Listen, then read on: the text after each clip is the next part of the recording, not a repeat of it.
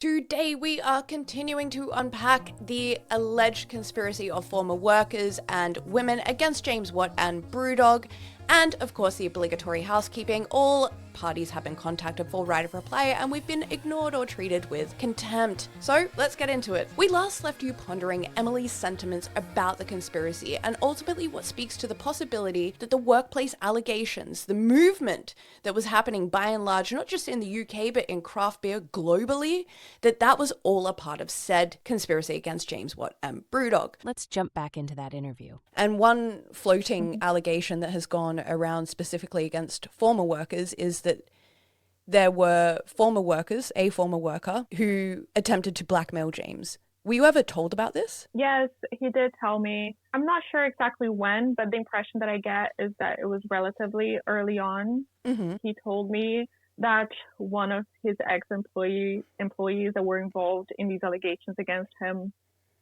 tried to blackmail him. And I remember he said that it was via email as well, which is very silly. That was his wording. What does James tell you about British Beer Girl? He tells me that she is part of that group of people that is harassing him. And does he make any requests regarding British Beer Girl? Yeah, he asked if I could talk with her or meet with her, ask her what she wanted from him, what he could do to her, if I could mediate all of that for him, that he would be really thankful and he would repay me for that if I could. And did he ever ask you to record those meetings? Yes, he asked me to record it against her knowledge the same way he did with JD's meeting. Did you ever end up meeting with British Beer Girl? No. Who else were you told by James to attempt to contact? He told me to try and contact ex-employees or employees that would have been involved in this Facebook group. That was the central point of what he wanted me to mediate. Once I found out about the Facebook group, he was really set on that. Can you describe generally the interactions that you had with former workers or activists? I just spoke to them. I spoke with very few activists about what was going on. So at that point, there was no doubt in my mind that they were right and things were probably even darker than they were actually willing to say. But that's as much as my interaction went. And on the basis of your interactions with any of these individuals, was there anything that indicated to you that there was actually a conspiracy or a coordinated network that was on a mission to bring James and Brewdog down? No, nothing at all. In fact, the more I spoke with them, the more I was sure that there was nothing of the kind happening. I spoke with one of the activists and I asked her if there was a specific campaign to take him down. I asked her straight up because this is what James thought.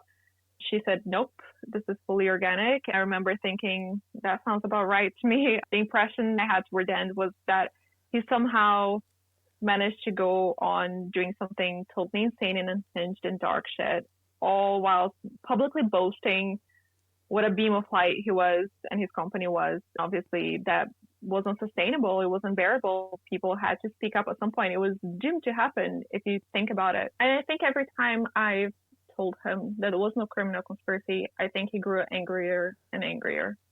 So as it relates to the accused, I point your attention to these two news pieces, which detail, with the exception of Emili, how some of the accused were treated. And we'll get to all this investigative stuff in a bit. By now, what we do know is that James's complaint to the BBC about the reporting in their documentary failed ultimately, and we know that all parties relating to the former workers have been ultimately vindicated. Obviously, Emili is an exception. That's someone who dated Mr. Watt. And Ben, well, we're still uncovering his story. But everyone else, vindicated across the board, completely didn't do it. Now, as it relates to Emili, she did eventually face not one, but two proceedings. A civil suit in Scotland for fraud and a private prosecution in London for malicious communications. And I don't have time to explain all of this, but just look up jurisdiction shopping, because we all know that it was on Jimmy's mind. Now, these proceedings, they exist, and the question is Emili vindicated? Not of the conspiracy, but from what we can see here, what went down between her and James? Well, in late 2022, as it relates to the Scottish case, James claimed he won a landmark victory, which the court ultimately described as a default judgment, and a case that Emili states had severe process issues. As for the London case, victory depends on which newspaper you read. Friendly to James, this newspaper would say, whereas the BBC, well, they say, as we don't have time to get into it, I really encourage you to read the reporting on Good Beer Hunting. It is very good reporting and it is fully updated with all of the outcomes relating to both of these cases, as well as some background details that I'd love to share, but can't. So, as for the status today, Emili claims that James has sought to enforce Scottish judgment at the same time as announcing, per his version, that he was dropping the London case because she's a mother. Now, here's Emili. I mean, to me now, because my experience has been solely with James and nothing to do with Brewdog, it's funny to me that he has tried to make it seem like any sort of problems that has happened within the workplace were just growing pains. This is what happens when businesses grow really quick, really fast. But how come am I not part of the business and I'm experiencing the same level of harassment, the same terrible experience, the same culture of fear? I think my existence in all of this just proves that all the negative things has nothing to do with the business or with business practices. It's very much to do with him. That, yeah, he's never stopped.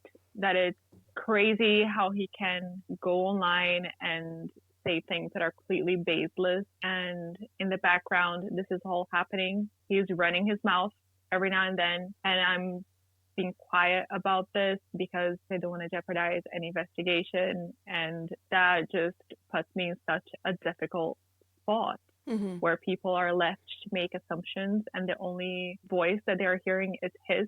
That's yapping nonstop. And yeah, like I said, he's going out there saying that he's just so altruistic, he's just such a beam of light. And then in the background, I'm here still having to deal with his shit.